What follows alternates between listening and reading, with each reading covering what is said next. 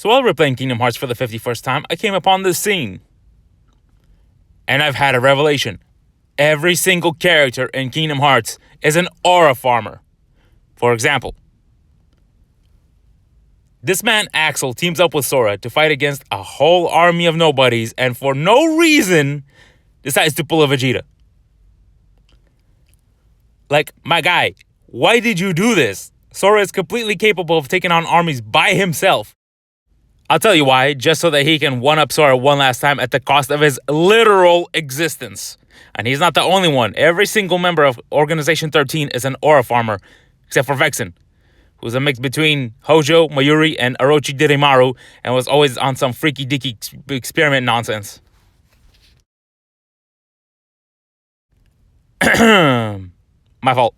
Anyway, can we talk about how Zaldin in all of his mutton chop glory randomly spawned in just to run the fade with Sora and the Beast at Beast Castle and absolutely wiped the squad so bad that they needed to be bailed out by Mickey freaking Mouse and even someone like Demix, aka Mr. And even this lazy fraud has an iota of aura. You know, now that I'm thinking about it, at least half of the organization's aura might just be from their coats, because damn, are they dripped the hell out here walking around like they're Louis Vuitton models. And you know that drip is immaculate when even Riku and Mickey freaking Mouse decide to rock with it. And speaking of Mickey, he's got to be the most glazed Disney character in this entire freaking franchise. Because tell me why, in the first Kingdom Hearts game, you go throughout the entire journey without seeing his big gumball, big-ass head, only for him to pop out of nowhere in the last 2 minutes of the game, shirtless, steeped in shadows with his aura just glowing behind him. If that's not aura farming, I don't know what is. And not only that, he has his own freaking Keyblade. The only people we've seen so far with the Keyblade have been Sora and Riku for like 10 minutes.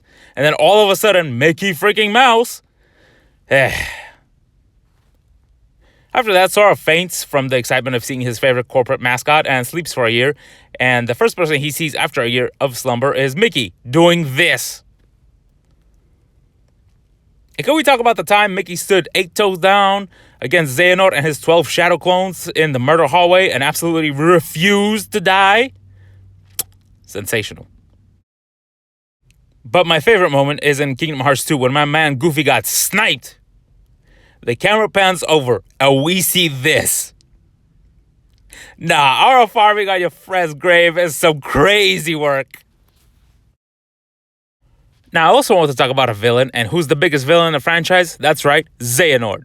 But which version? Because this dude got like 18 different forms out here stealing people's bodies, like this man is Orochi Dirimaru.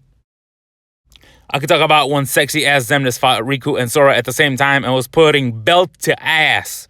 Or when old bald bastard Xehanort stole Terra's body and terrorized some teenagers.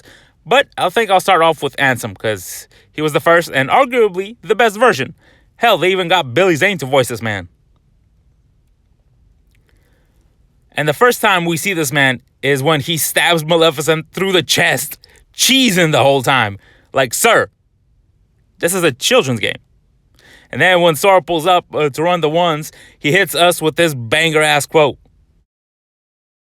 And I don't think I've ever seen anything like this before in my life, because this man Ansem's whole fighting style is just to aura farm, because he just floats there.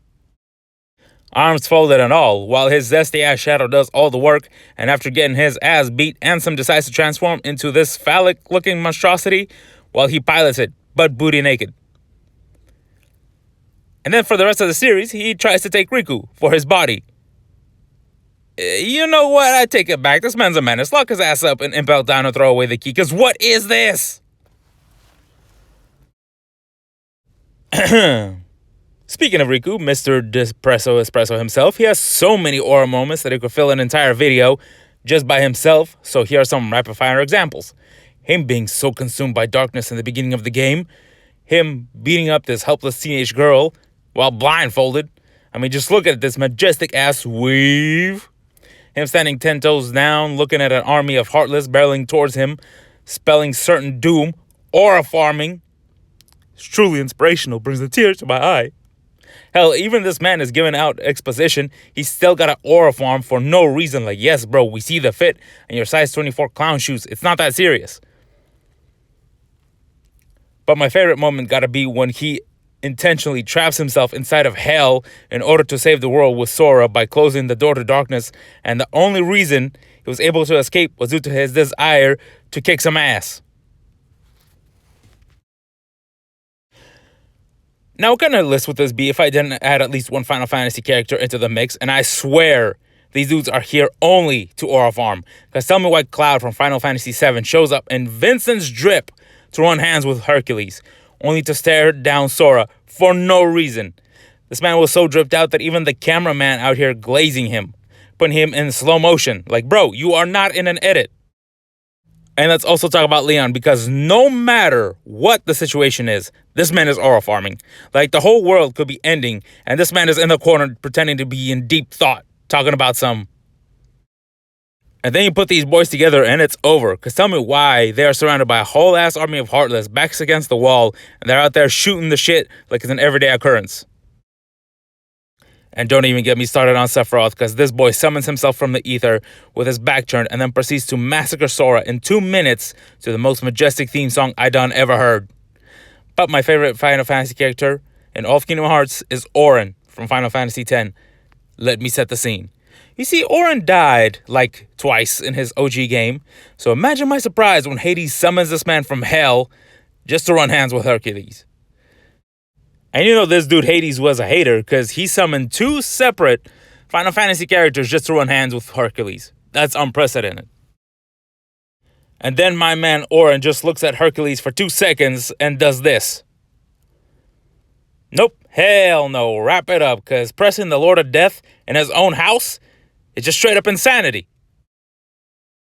Later on, Hades manages to mind control Auron and forces Auron to fight Hercules, and Hercules is about to get the Doflamingo treatment, but Sora breaks the mind control, and Auron turns around and calls Hades a punk bitch.